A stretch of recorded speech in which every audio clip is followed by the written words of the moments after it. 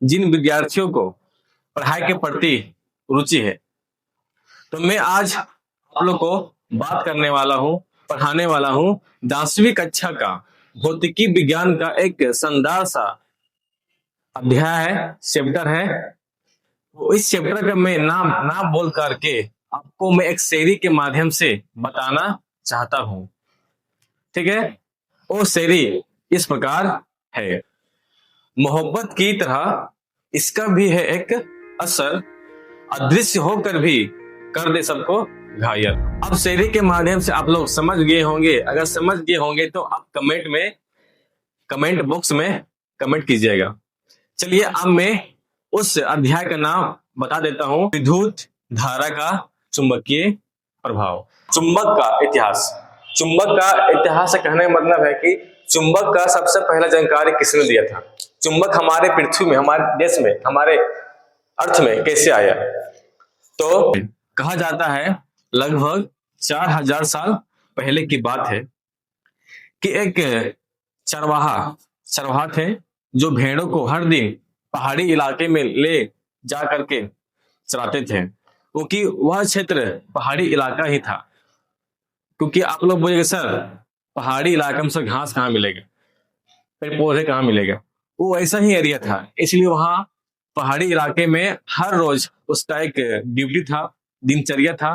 वो भेड़ों को लेकर के ले जाते थे पहाड़ी इलाके की ओर चराने के लिए। जो चरवाहा होते हैं उनके पास एक लाठी होती है।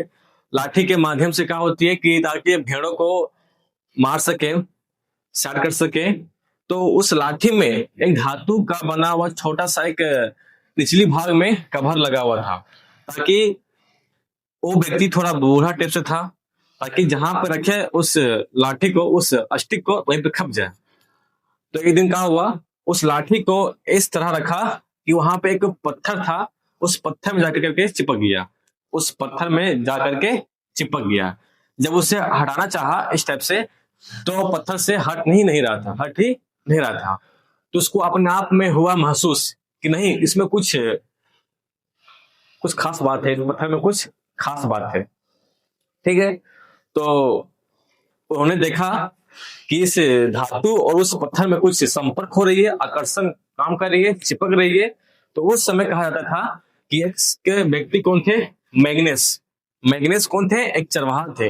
इन्होंने ही फर्स्ट बार एक पत्थर में देखा कि पत्थर में भी चुंबकीय गुण होती है, और उस टाइम उस पत्थर को नाम दिया गया मैग्नेटाइड। नाम दिया गया मैग्नेटाइड। तो पहला कहानी ये था, इनका पहला इतिहास हो गया। अब मैं आता हूं सेकेंड इतिहास की ओर। कुछ लोग को मानना था कि चुंबक का जो आविष्कार जो है विलियम गिलबर्ट ने किया था। वो सही बात है, विलियम गिलबर्ट ने किया था, लेकिन आपको समझना होगा ये था कि कृत्रिम रूप से ये मैग्नेस ने खुद से नहीं बनाया था, वो प्राकृतिक हमारे ईश्वर ने दिए हुए थे, है ना। और यहाँ पे क्या है, कृत्रिम। इसका मतलब होता है कि विलियम गिलबर्ट ने एक खुद से चुंबक का आविष्कार किया था। ठीक है, पूछेगा कि विलियम गिलबर्ट का जो, अगर पूछेगा कि विलियम गिलबर्ट ने चुंबक का आविष्कार कैसे किया, तो बोलिएगा कि विलियम गिलबर्ट जो है वो अपने दिमाग से, अपने एजुकेशन के माध्यम से चुंबक का खोज किया था। और ये जो है ये अपने पढ़ाई से नहीं किया था, ये क्या था, ये अपने स्टिक के द्वारा उसको चला पता है कि इसमें, इस पत्थर में चुंबक का गुण है। ठीक है, उसी बार थर्ड में आते हैं। थर्ड में कहा गया है ओस्टेड जो थे, इन्होंने कहा था कि नहीं, जब हमारे विद्युत परिपथ में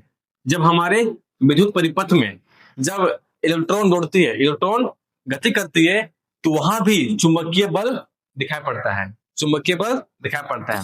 मान लीजिए ये मेरा तार है, इस तार में क्या है, विद्युत परिपथ है।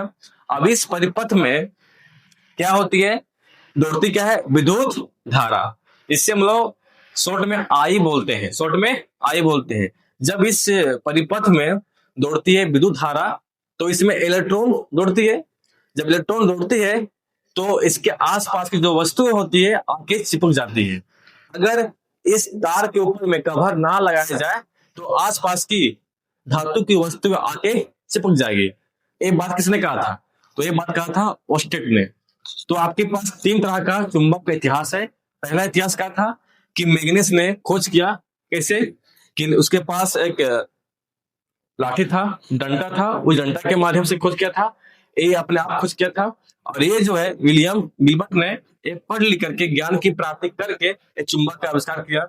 ओस्टेड ने देखा कि जब विद्युत धारा दौड़ती है तो उसके आसपास की धातु की वस्तु आपस में आके चिपकती है। ये था चुंबक की कहानी। अब बात सर, आप तो चुंबक के बारे में बता दिए, लेकिन सर आप विद्युत धारा के बारे में नहीं बताए। तो देखो बच्चों, विद्युत धारा के मतलब कहने का मतलब है कि इस टॉपिक में आपको ज्यादातर चुंबकीय और चुंबक के बारे में पढ़ना है। तो फिर भी मैं आप लोग को विद्युत धारा के बारे में थोड़ा सा मैं बता देता हूँ, क्योंकि अगर इसके बारे में जानना है, इस टॉपिक के जानना है बारे में, तो इसके लिए एक स्पेशल सा 10 क्लास का चैप्टर है भौतिकी विज्ञान का। नाम क्या है? विद्युत। इस विद्युत चैप्टर में इसका पूरा इंक्वायरी, इसका पूरा डिटेल दिया गया है, जो मैं नेक्स्ट वीडियो में इसके बारे में बताऊंगा। और इसके बारे में नेक्स्ट वीडियो में पढ़ाऊंगा विद्युत क्या होती है। जब मैं पढ़ाऊंगा विद्युत तो इसके बारे में पूरा फुल डिटेल्स मैं बताऊंगा। आज आप लोग को छोटा सा जानकारी दे देता हूं कि विद्युत धारा क्या होती है। ये तार है ना, इस तार में, इस वायर में जो भी विद्युत धारा दौड़ रही है, अब कहने मतलब है कि किसको बोलते हैं विद्युत धारा? जब किसी तार में जब इलेक्ट्रॉन गति करती है उसे क्या बोलते हैं? विद्युत धारा। और इसको दिखाते क्या है शॉर्ट में? तो आई से करते हैं डिनोट, आई से दिखाते हैं।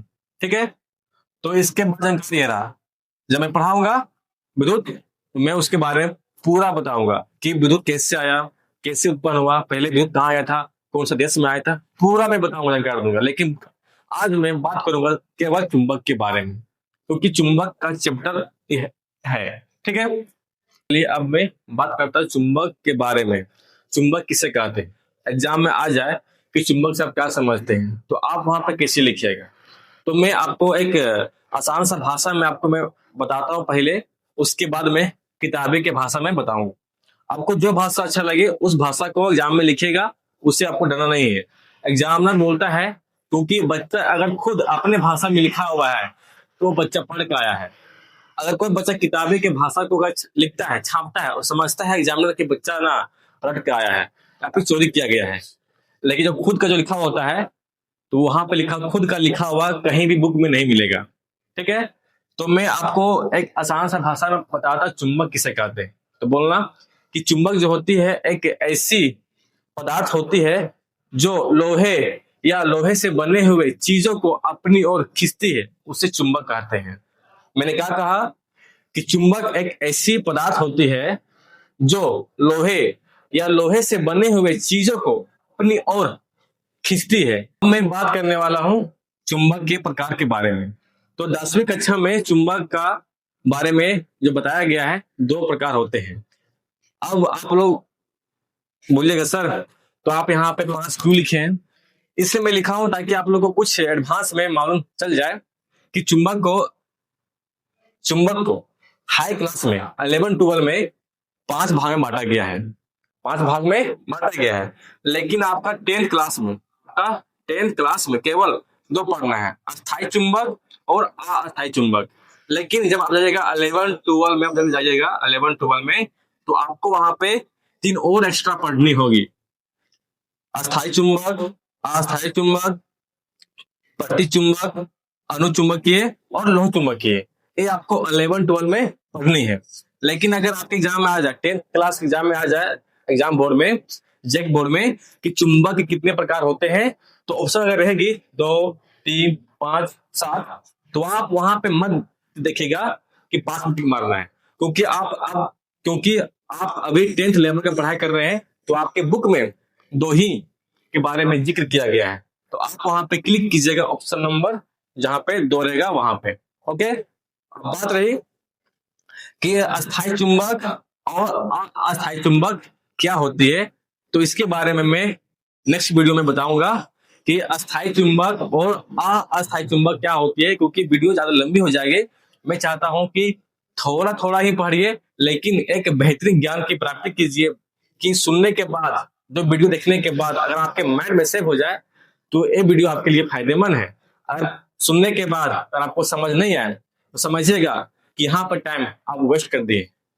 जहां पे भी टाइम दीजिएगा तो पूरा दिलो और दिमाग को उस वीडियो में, उस सुनने में लगा दीजिएगा, ताकि आपका हर एक सुना हुआ आवाज आपके दिमाग में, आपके ब्रेन में सेव हो जाएगी।